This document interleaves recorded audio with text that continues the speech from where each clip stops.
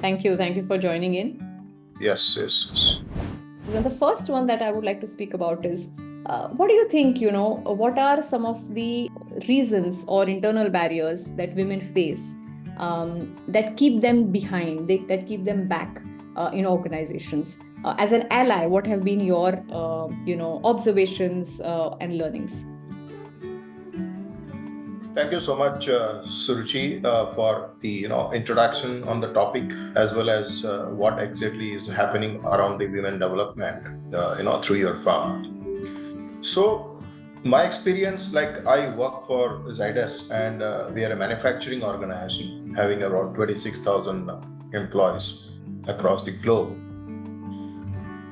over 30 manufacturing locations, and we have about over 9,000 people who are working in the field, in the sales and marketing, who are the field employees. So at Zydus, we did try on the employees, female employees joining the field at the corporate office. It is easier to solve. But my experience is that we treat them equal. In fact, I think the female also look forward to equality. They are not asking for any favor. They are not asking for any special concessions for the gender. We have a manufacturing plants, and we also appointed a female HR manager for the site HR head role. And incidentally, today is her 13th service anniversary with us.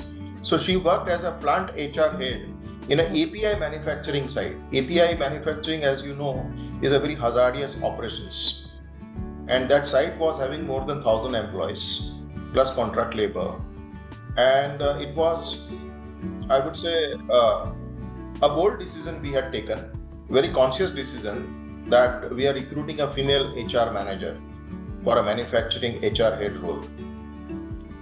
And the experiment was very good, outstanding. She worked at the site for over 5 years.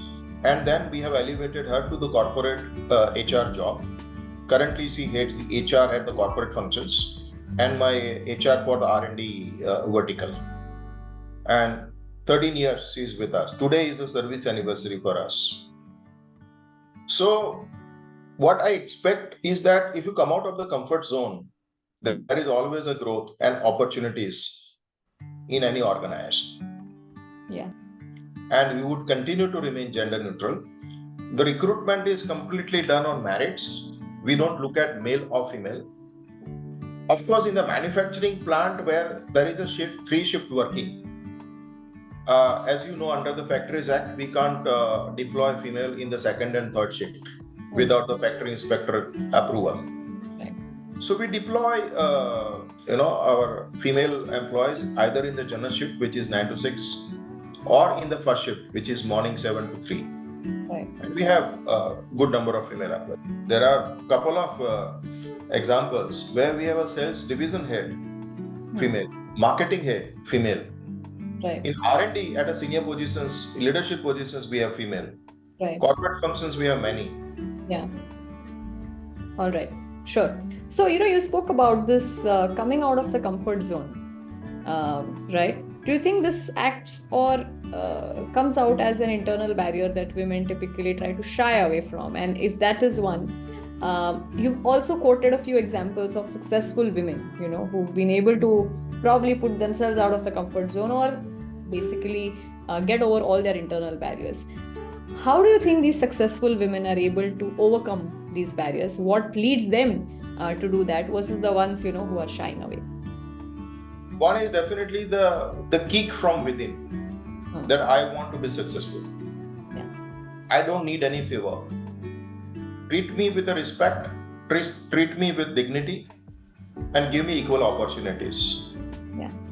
I think if that is the ask, opportunities are many. Yeah. And that is how I have seen those female managers who have grown with our organization. They have that mindset, that treat us as equal. Right. And we are available for the company's work. And so with that growth mindset, I'm sure everybody grows. And we have special program in our organizations. We have trained more than 250 female employees we have a program called Wings.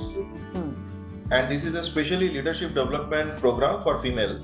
And this program is spread over 6 months. We have an external facilitator, and it's basically to develop leadership of the women employees. Right. So starting from all deputy manager and above level. So first batch was all DGM and above. Then we had second batch, which was like assistant manager to above level. So far, more than 250 such female employees have been trained. Yeah. And we want more and more female to take up the role of managerial positions, leadership positions. Correct. We have a complete ecosystem available. So you think, having growth mindset, having that want to have equal opportunities, if that exists, women who basically essentially have those kind of things are able to, kind of overcome that. Recently, in fact, just about 1 year back, we appointed one female production manager. Once again at Ankleshwar plant, which is an API, hazardous plant. Right. It's a 24/7 operating plant. So we appointed a female, and she is doing extremely good, chemical engineer. Right. She is doing extremely good. In our Goa plant, we have the head of production, female employee. She is working with us for over 24 years. Wow. She is a head of production. Great. All right. So they are absolutely comfortable, and they work shoulder to shoulder with the male colleagues. And no special, definitely we treat them very well. We provide them equal opportunities for growth. We provide them all the learning opportunities at the company. But they are treated at par with all other colleagues. And that's how they've grown. Of course, we've been talking about the growth mindset and how some people are able to have that kick from within and others are not. So in your experience, how can we encourage more women to actually embrace that? And a lot of it is about, having that internal kick and having also the right support system. But in your opinion and as a leader, how would you say one can actually encourage more and more, especially young women and mid-career women, to have that confidence to say, okay, no, I can also do something? So, good question. Meghna, so what we have tried is now, last about 1 year or so, we have those female leaders who are already, occupying the managerial leadership positions. We have put them as a mentor for the rest of the female group in the organization. Right. So they are seen like a role model. So they are not talking about theories of leadership, but they are talking about practical aspects, how they have grown in the organization. What kind of leadership behavior, what kind of traits you need to adopt to become a manager in the organization. So when you have an internal mentor and the female mentor, it definitely creates that kind of ecosystem that this is possible. When she can grow in the organization, I can also grow. But then there are pros and cons. As I told once again, the comfort, you have to come out of that comfort zone. If you want to remain in a comfort zone, definitely you can sustain in the organization. Right. You can be, there will be a normal growth in the organization. But if somebody wants to occupy the leadership positions, definitely leadership positions definitely ask for a different level of behavior and different level of commitment and the business outcomes. So one has to be ready for that. So we are very, very gender neutral, I would say, in terms of recruitment as well as the learning and development and the growth opportunities. Sure, great. I think Rishikesh, you touched base upon a few things, including what the organizations also need to do, giving equal opportunities, having development interventions to help them kind of get exposed.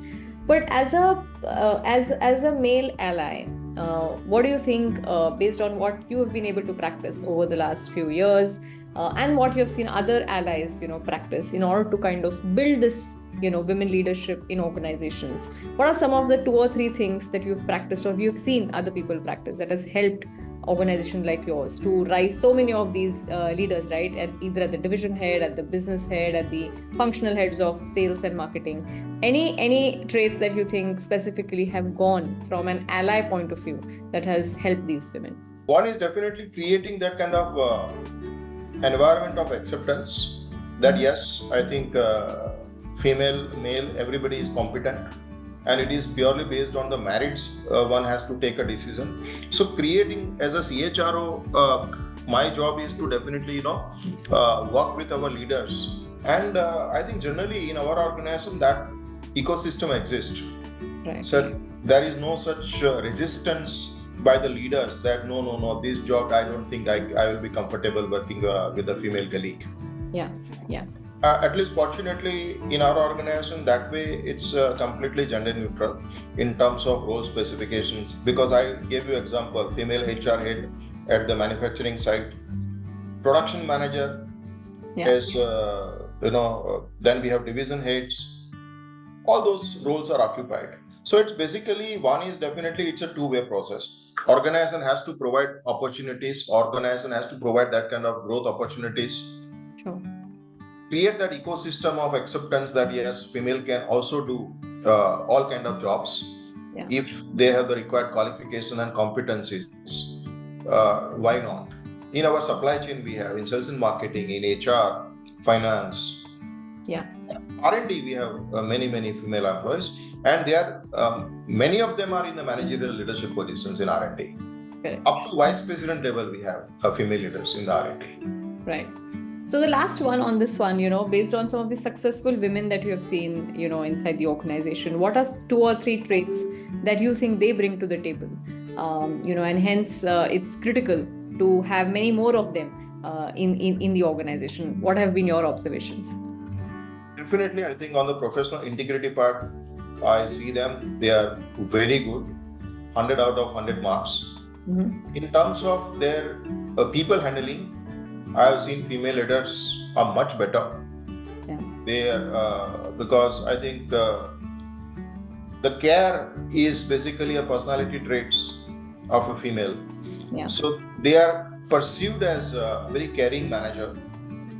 So definitely good to have more and more female managers, because they are perceived very well by the team. In terms of even if sometimes they are tough in the conversation, but at the end of the conversation, in fact, they properly take care of their team members. So definitely, I think it's a very good for organization to provide that kind of opportunities to more and more female employees, and I think companies should leverage on this. Sure, correct. No, absolutely. I think coming out of the comfort zone, having that inspiration within yourself, and looking out for equal opportunities. I think there are a lot of organizations who want to do the same for women and men equally. And I think some of the highlights of women bringing to the table, according to you, is having their professional integrity, very good at people management, and I think their commitment once they take up something is significantly higher. So thank you, Rishikesh, for joining us for today. Thank you so much for your time with us. Thank you. Bye. Thank you so much. Bye.